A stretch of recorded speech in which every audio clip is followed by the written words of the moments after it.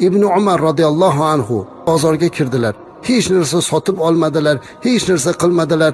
Katta-yu kichikni hammani ko'rganda assalomu alaykum deb chiqib ketdilar.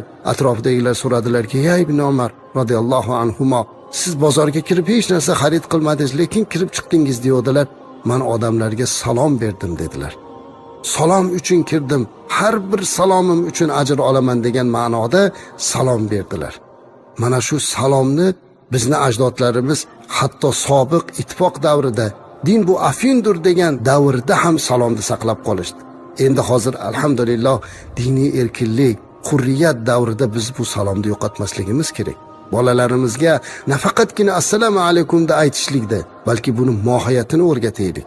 Agarki azizlar, butun dunyodagi musulmonlar assalomu alaykum degan so'zni zamirida sizga tinchlik so'rayman, siz meni qo'limdan ham, tilimdan ham omondasiz degan ma'nosini bilib, mana shunga muvofiq agar amalda bo'lganda edi, birorta eshigimizga qulf tushmagan, birorta insonning qalbida xavf bo'lmagan bo'lardi.